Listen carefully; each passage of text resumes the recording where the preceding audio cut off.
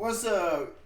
I'm HBK Tris. You're who you are, and we're here to watch the same thing. We're here to watch some George Carlin, Ten Commandments, man. If you haven't watched my George Carlin reactions, go ahead and check them out. I just reacted to one yesterday. It depends on when you watch this one. That one was hilarious, and the one before was hilarious. And this guy tells the truth. He's hilarious. And it seems like with the comments saying he's a legend. So I'm going to go down this whole George Carlin rabbit hole because I like the way this man thinks, man. You ain't got to be a prude. You just got to understand and realize it's comedy, man. And it's just his way of thinking. And it's dope, man. I really enjoyed it. You might as well subscribe because more George Carlin is coming through. Let's just get into it. The Ten Commandments by my man, George Carlin. Here's something else I got a problem with. All right. The Ten Commandments. Here's my problem. Why are there 10? You don't need 10. I think the list of commandments was deliberately and artificially inflated to get it up to 10. It's a padded list. Here's what they did. I'm sorry, pause, but he probably on to something, man. You might as well make it even. You know, odd numbers like the 9 commandments just don't hit that hard. About 5,000 years ago, a bunch of religious and political hustlers got together to try to figure out how to control people, how to keep them in line. They knew people were basically stupid and would believe anything they were told, so they announced that God had given them some commandments. Up on a mountain, when no one was around, God had given them the 10 Commandments. But let me ask you this. When they were sitting around making this shit up, why did they pick 10? Why 10? Why not 9 or 11? I'll tell you why. Because 10 sounds official. It does. Sounds important. If it was 11, people wouldn't take it seriously. Yeah, true. So what, are you kidding me? The 11 commandments? Get the fuck out of here. But 10 sounds important. 10 is the basis for the decimal system. It's a decade. It's a psychologically satisfying number. The top 10, the 10 most wanted, the 10 best dressed. So having 10 commandments was really a marketing decision. And to me, it's clearly a bullshit list. It's a political document artificially inflated to sell better. I'm going to show you how you could reduce the number of commandments and come up with a list that's a little more workable and logical. Okay. We're going to start with the first 3, and I'll use the Roman Catholic version because those are the ones I was taught as a little boy.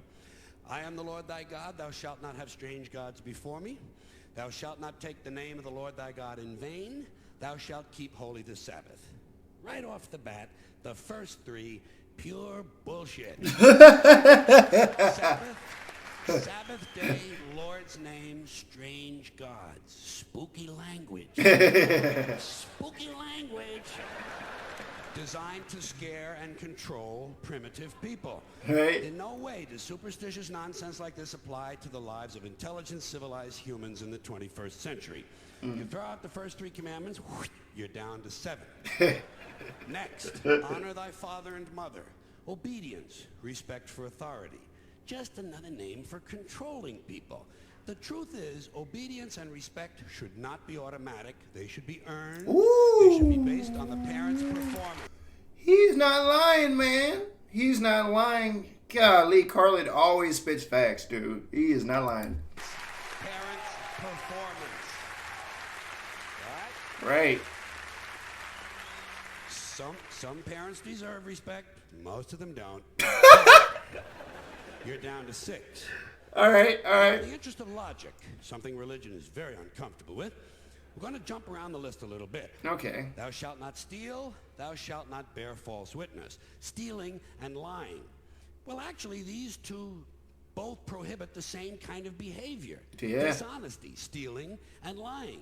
So you don't need 2 of them. Yeah, You combine them and you call it thou shalt not be dishonest. And suddenly, you're down to 5. And as long as we're combining, I have 2 others that belong together. Right. Thou shalt not commit adultery. Thou shalt not covet thy neighbor's wife. What? Once again, these 2 prohibit the same kind of behavior. In this case, marital infidelity. The difference is coveting takes place in the mind, and I don't think you should outlaw fantasizing about someone else's wife. Otherwise, what's a guy going to think about when he's waxing his carrot? But marital fidelity is a good idea, so we're going to keep the idea and call this one, thou shalt not be unfaithful. And suddenly, we're down to 4. But when you think about it, honesty and fidelity are really part of the same overall value. Right. So in truth, you could combine the 2 honesty commandments with the 2 fidelity commandments and give them simpler language, positive language instead of negative, and call the whole thing, thou shalt always be honest and faithful, and we're down to 3. Jeez, he is running through the commandments real quick, and he is simplifying them, giving them a summary, and putting them together. He's not wrong, though. He's not wrong at all, man. Okay. Thou shalt, they're going away. They're going away fast. Here they are. Thou shalt not covet thy neighbor's goods. This one is just plain fucking stupid.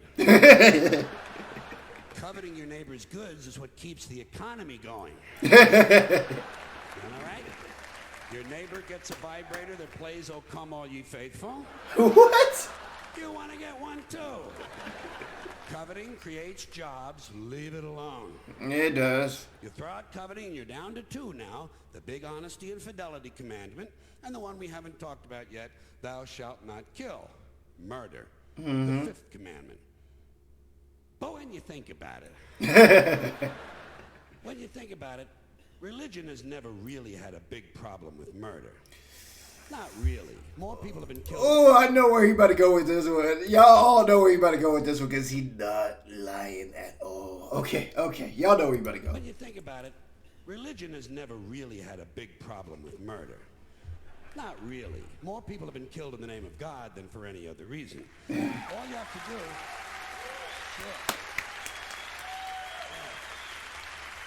Sure.